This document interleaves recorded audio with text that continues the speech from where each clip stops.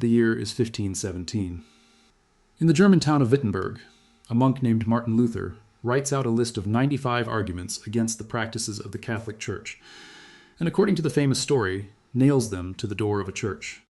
And with that single act, the story goes, the Protestant Reformation begins, shattering the religious unity of Europe forever. It is one of the most famous moments in all of history, and it hides the real story almost completely, because the Protestant Reformation did not truly begin with a monk and a church door. It began with a debt, a specific, enormous debt owed to a banking dynasty, arranged to help a young nobleman buy a powerful church office he was not even legally entitled to hold. The list of grievances, Luther wrote, was aimed directly at a fundraising scheme, and that scheme existed to pay back a bank loan. Behind one of the greatest religious ruptures in human history sat a financial arrangement, a pope who needed cash, and a machine that made it impossible to silence dissent the way Rome always had before. This is the true origin of the Protestant Reformation, and to understand it, you first have to understand something crucial. Martin Luther was not the first man to say these things. Not by a long way. For centuries before Luther, there had been people within the church who criticized its corruption, its wealth, and its practices, calling for reform.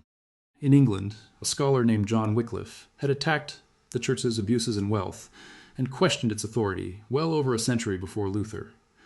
In Bohemia, a preacher named Jan Hus had taken up similar ideas, condemning corruption and calling for reform. These men said many of the same things Luther would later say, and here is what happened to them. Jan Hus was summoned to answer for his ideas, condemned as a heretic, and burned alive at the stake in 1415. Wycliffe escaped execution in his lifetime, but was later declared a heretic, and his remains were dug up and burned. This was how the church dealt with dissent. It crushed it. It silenced the reformers, often brutally, and it maintained its monopoly on religious authority through fear and force. So the ideas of the Reformation were not new in 1517. They were old. The real question is not why Luther had these ideas. It is why, when Luther had them, they exploded into a movement that shattered the church, when the very same ideas a century earlier had ended with reformers burning at the stake. To answer that, we have to follow the money. And the money leads to a banking family so rich and so powerful that they effectively controlled the finances of the papacy itself. The Fuggers. The Fugger family, based in the German city of Augsburg, were the great banking dynasty of their age, led by a man named Jakob Fugger, sometimes called the richest man of his era, perhaps one of the richest who ever lived. Fuggers had grown fabulously wealthy through trade and banking, and above all through their deep financial relationship with the powerful. They lent money to kings, to emperors, and crucially, to the Catholic Church. The papacy in Rome was, in this period, an enormous financial operation as well as a spiritual authority. It collected money from across Europe, and it spent lavishly on wars, on politics, on art, and on grand construction projects. And the Fuggers were deeply woven into this financial machinery, helping to move the church's money across Europe and lending it vast sums. So already we can see the shape of things. The spiritual authority of Christendom was tangled up at the highest levels with the interests of a private banking empire. And this brings us to the specific deal that lit the fuse. It centers on a young German nobleman named Albert of Brandenburg. Albert was ambitious. He wanted to hold the powerful and lucrative position of Archbishop of Mainz, one of the most important church offices in the German lands, a position that came with enormous influence, including a role in electing the Holy Roman Emperor. There was just one problem. Albert already held other church offices, and he was, by the church's own rules, too young and too encumbered to legitimately hold this new archbishopric as well. He needed special permission from the Pope to take a second, or really a third, high office in violation of the normal rules. And permission like that, from the Renaissance papacy, could be bought. The Pope was willing to grant Albert the dispensation he needed, to bend the rules and let him hold this powerful office, but it would cost an enormous sum of money, a payment to Rome. Albert did not have that kind of cash on hand. So what did he do? He borrowed it, and he borrowed it from the Fuggers. Jakob Fugger lent Albert the enormous sum needed to pay the Pope for the right to become Archbishop of Mainz. And now Albert was deep in debt to the Fugger Bank. So here is the situation. A young nobleman has borrowed a fortune from a banker to buy a church office from the Pope. And now he needs to repay that loan. Where is the money going to come from? And this is where salvation itself was turned into a repayment scheme. The answer was indulgences. Now, to understand what happened next, you have to understand what an indulgence was. In Catholic teaching of the time, an indulgence was connected to the forgiveness of the punishment for sins. The idea, in simplified terms, was that through certain acts, and increasingly through donations of money to the church, a person could reduce the punishment they or their loved ones would face for their sins, in this life or the next. And by this period, indulgences had become, in practice, something that could be obtained through payment. In effect, a person could give money to the church and receive in return a document promising spiritual benefit, the reduction of punishment for sin. It had become, for many, a transaction. Pay money, receive salvation, or at least a reduction of suffering. And the papacy had a huge need for money at exactly this moment, because the Pope was engaged in an incredibly expensive project, the building of the magnificent new St. Peter's Basilica in Rome, one of the grandest structures in the Christian world. Building it cost a fortune, so a special campaign of indulgences was launched, ostensibly to raise money for St. Peter's, and this campaign was extended into the German lands. But here is the hidden arrangement. In Albert's territory, the proceeds from selling these indulgences were to be split. Part of the money would go to Rome for St. Peter's, and part of it, secretly, would go to Albert to repay his massive debt to the Fugger Bank. So when the indulgences were sold to ordinary German peasants and townsfolk, half of their money, in effect, was flowing to pay back a banker's loan, a loan taken out so an ambitious nobleman could buy a church office he was not entitled to. The promise of salvation had become, quite literally, a loan repayment mechanism. And to sell these indulgences, the church employed aggressive salesmen. The most famous was a friar named Johann Tetzel, who marketed indulgences to the common people with dramatic, hard-selling techniques, urging them to pay to release their dead loved ones from suffering and to secure spiritual benefit for themselves. There is a famous slogan associated with this kind of selling, capturing the crude transaction at its heart, the idea that as soon as the coin dropped into the collection box, a soul sprang free from its suffering. Whether or not Tetzel used those exact words, that was the spirit of the sale. Salvation, marketed like a product, to fund a debt. And this was the specific practice, this aggressive selling of indulgences in his region, that provoked Martin Luther to write his 95 Theses in 1517. Luther, a monk and professor, was genuinely appalled, on spiritual grounds, by the idea that forgiveness and salvation were being sold for money, by the crass commercialization of the sacred. His theses were, at their core, an attack on this indulgence campaign and the theology behind it. His outrage was sincere and religious, but the target of that outrage was a financial scheme, tangled up with a banker's loan and a nobleman's ambition. So Luther's protest was real and heartfelt. But why did it succeed where Huss and Wycliffe had failed? Why did this protest, unlike all the others before it, spread like wildfire instead of being stamped out?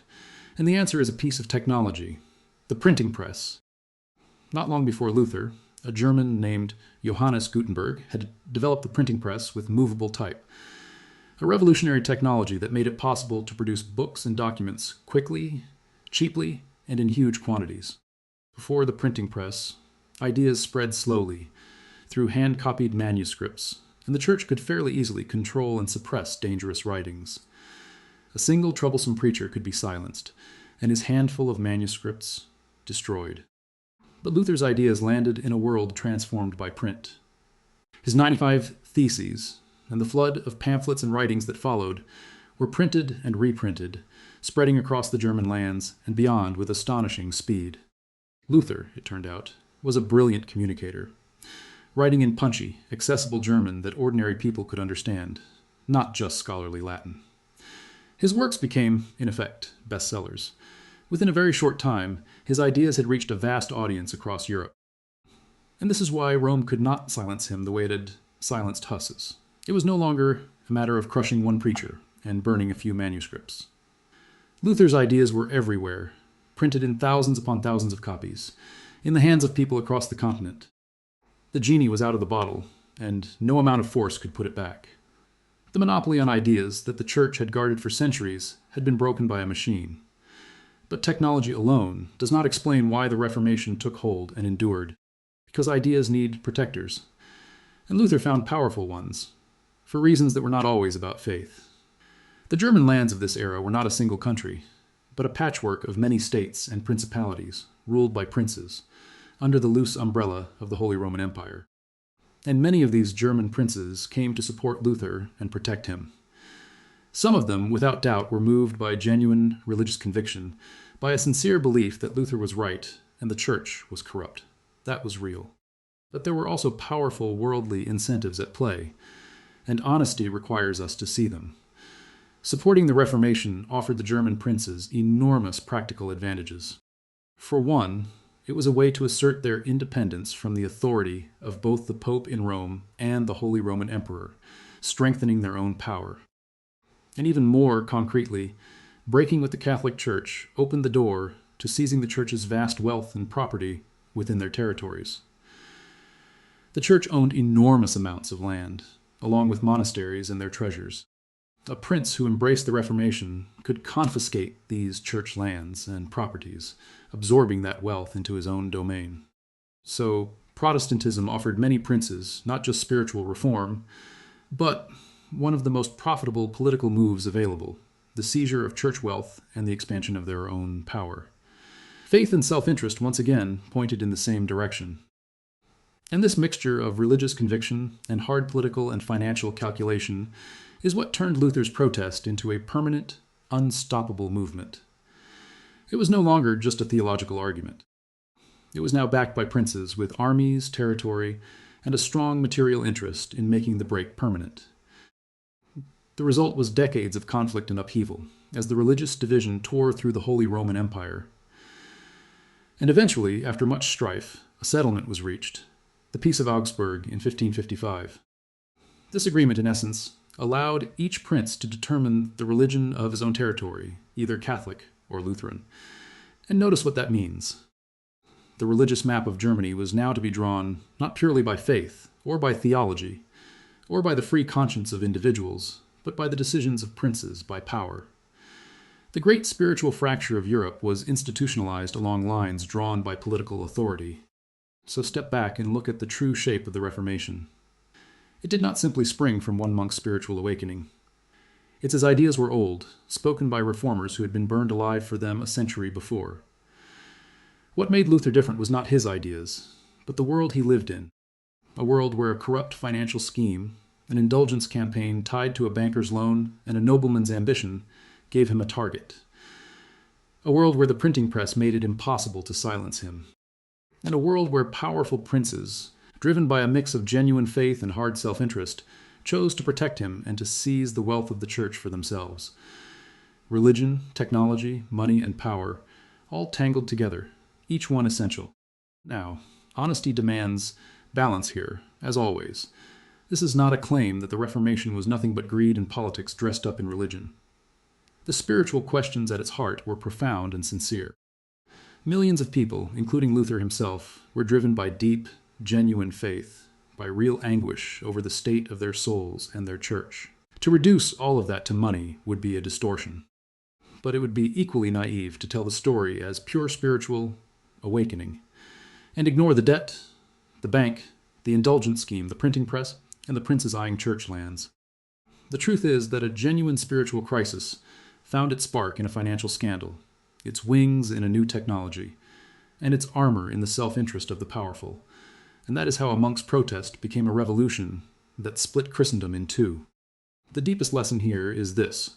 When a monopoly on authority, in this case the Church's monopoly on spiritual truth, collides with a technology it cannot control, and when there are powerful financial and political interests ready to exploit the gap, the result can reshape the entire world. The Church had silenced dissent for centuries. But it could not silence a printing press, and it could not overcome its printing press, and it could not overcome the greed and ambition its own financial schemes had unleashed. Which leaves a genuinely difficult question, and I want to know where you land on it. When you look at the Protestant Reformation, what do you truly believe was driving it? Was it, at its heart, a movement of genuine faith, a sincere spiritual awakening against real corruption? Or was it, beneath the theology, powered by financial and political self-interest, by bankers, debts, and princes hungry for church wealth? Or was it, as the evidence suggests, impossible to separate the two? Tell me in the comments what you think, because historians still argue over this fiercely, and I do not believe there is a simple answer. And if this pulled apart a story you thought you understood, if you want more history where the real cause is hidden beneath the one everyone repeats, then subscribe and stay with us. Because the next story we are opening up is another moment where the world was told one thing, while the truth sat buried in the ledgers the entire time. You will not want to miss it,